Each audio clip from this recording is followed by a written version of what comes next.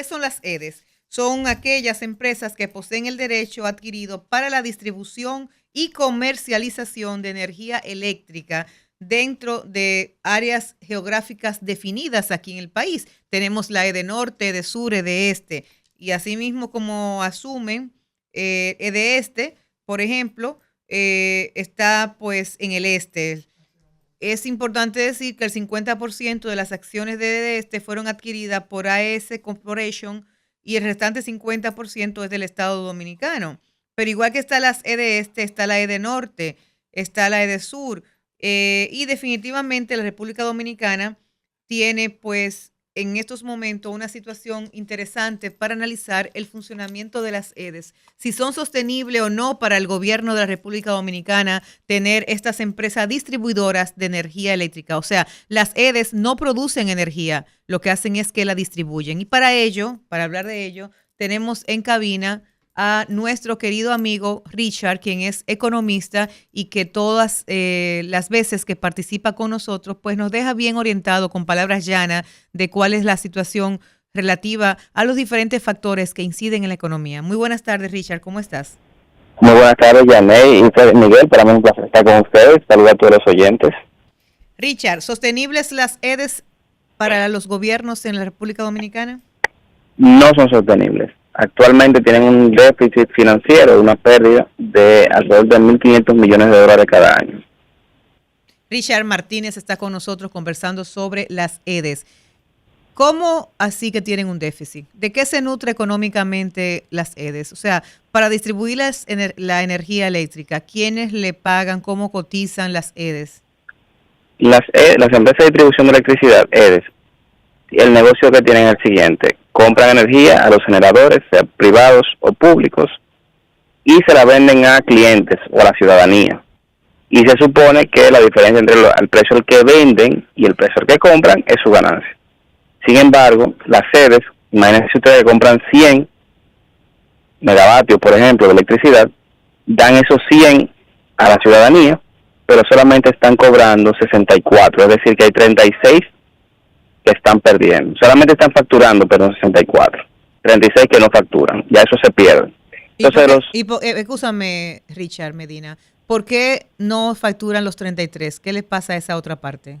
Esa otra parte es el robo eléctrico, es que la sede quizá no tienen forma de mandarle facturas a algunos clientes, gente que se roba la electricidad, tanto hogares, ¿no? Casas, como negocios. O sea que eso básicamente es robo y malas redes que no permiten saber a quién se le está dando electricidad y mandar una factura.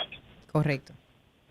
Entonces lo que decía es que de esas 64 megavatios que se están facturando, se cobran un 95%, es decir que aproximadamente 3 no se cobran. Por lo tanto, ya las pérdidas ahí son 39 o 40 de cada 100, cuando uno lo ve lo que efectivamente le entra a la EDE al final. Entonces, imagínese usted un negocio que compra, por ejemplo, un negocio de paletas de helado, compra 100 paletas de helado, reparte las 100 paletas a posibles clientes, pero solamente puede cobrar 60. Ese es un negocio que está determinado a fracasar. Richard, Freddy Miguel, la gente está al grito con las altas facturas eléctricas. Ejemplo, tengo un amigo mío que tiene un negocio que el mes pasado le llegó de 10,000 pesos y el mes siguiente ahora le llegó de 16,000 pesos. ¿Qué es lo que está pasando con las EDES? Pueden haber, o mejor dicho, ¿qué es lo que está pasando con las tarifas eléctricas? Con las tarifas eléctricas. Pueden suceder varias cosas. Uno, él aumentó su consumo en esa proporción porque realmente no ha subido la tarifa. O dos, hay algún problema de medición, quizás se le dañó su contador. Entonces las sedes lo que hacen es que ven una especie de promedio histórico y tomando en cuenta otros aspectos como el tipo de casa que tiene o el lugar donde está. Ponen ese promedio y esa es la factura que le cobran si está dañado el contador. Eso influye donde yo viva, que me suban la luz. Ejemplo, yo vivo en La Esperanza, en Santo Domingo Este. Tú tienes que pagar 20 pesos, pero si yo me mudo a Almas Rosa, en la zona residencial donde están las torres, pago 200 pesos. ¿Eso influye? No te aumenta la tarifa. Lo que se asume es que tú, si te mudas a una casa más grande, vas a consumir más electricidad. Entonces las facturas eléctricas aquí en todas partes del mundo, para los usuarios finales como nosotros, están hechas o están configuradas para que si tú consumes, mientras más tú consumas, ese consumo adicional, que se llama kilovatio hora, va aumentando de precio a medida que tú vas consumiendo más. O sea, si tú nada más consumes 200 kilovatio hora, el kilovatio hora tiene un precio. Ahora bien, si tú consumes 400, los kilovatios hora que van de 200 a 400 tienen un precio más alto que los primeros 200. Eso se hace así para proteger a los hogares que consumen menos, que tienden a ser los hogares de menor condición económica.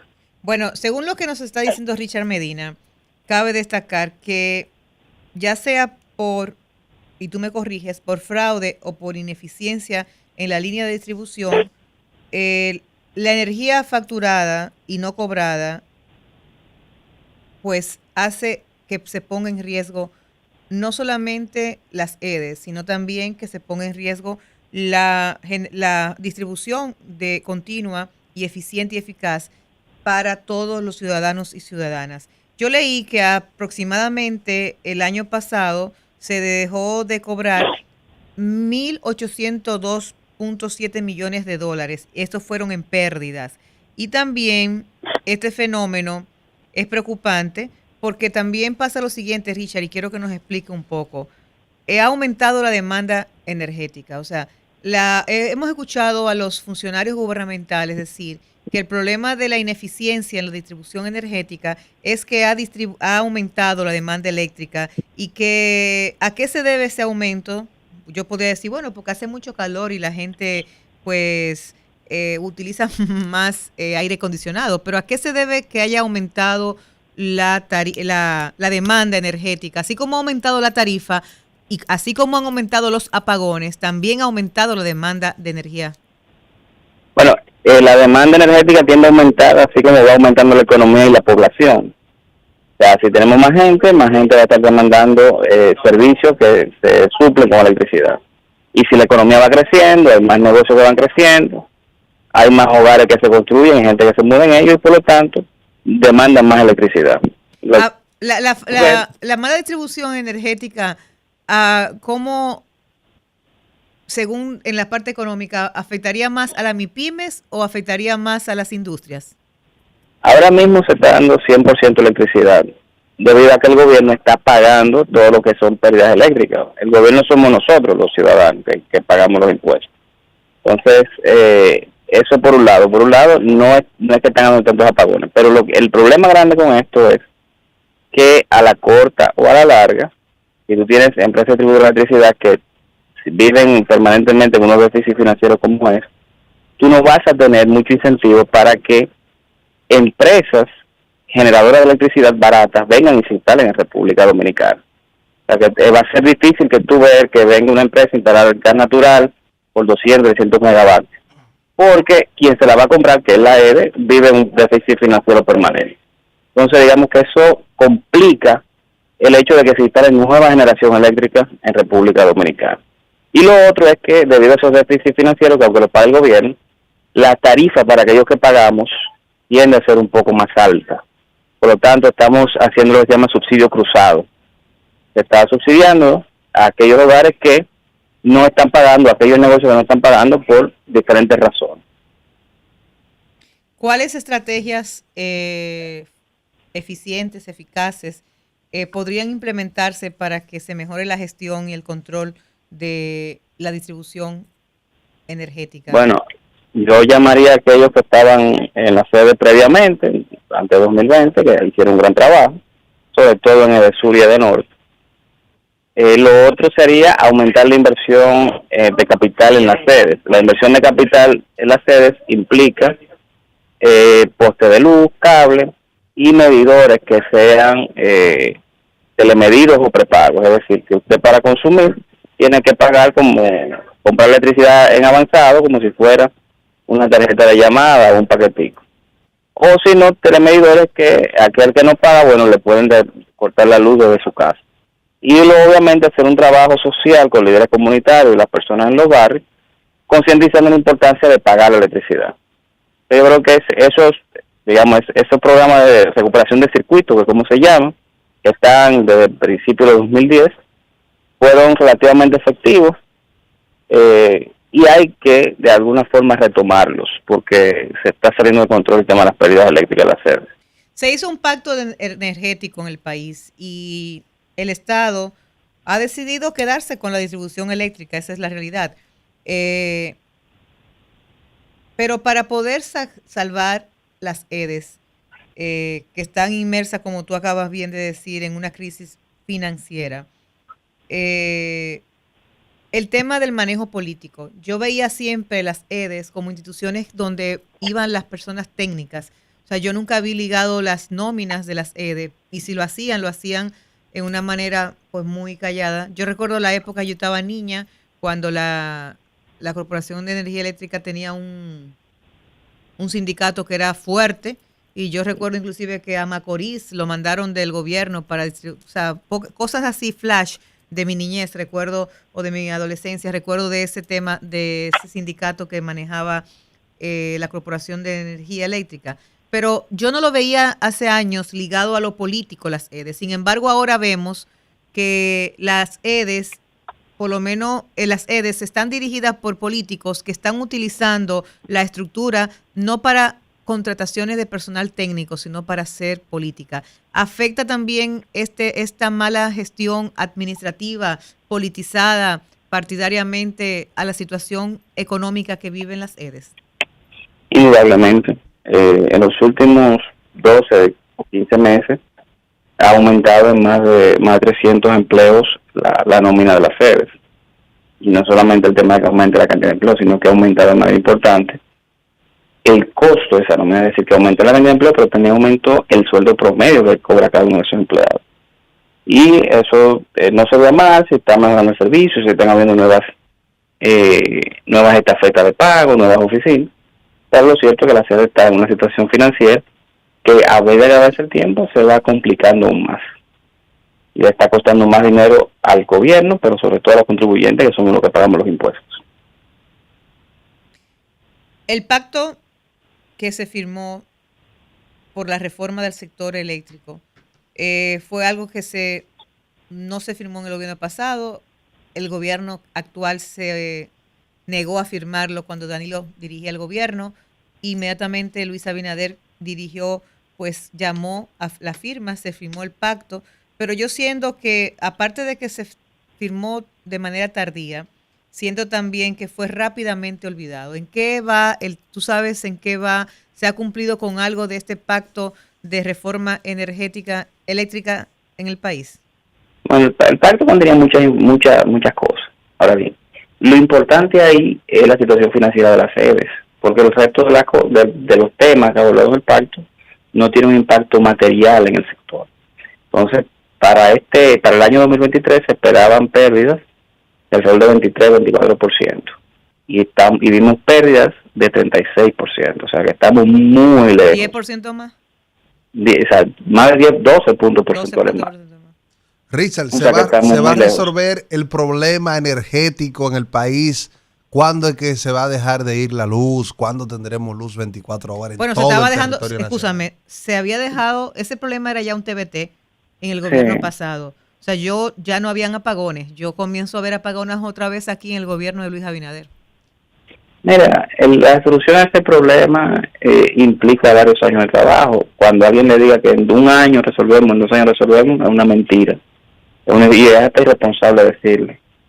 Esos son planes de trabajo de 4 o 5 años. Entiendo que lo primero que debe hacer el gobierno, sea este o el que venga, es plantear un plan de reducción de pérdidas de los niveles previos a 2020. O sea, los niveles que había en 2019, que era de alrededor de 24-25%. Eso se puede hacer en un plazo de 3 o 4 años.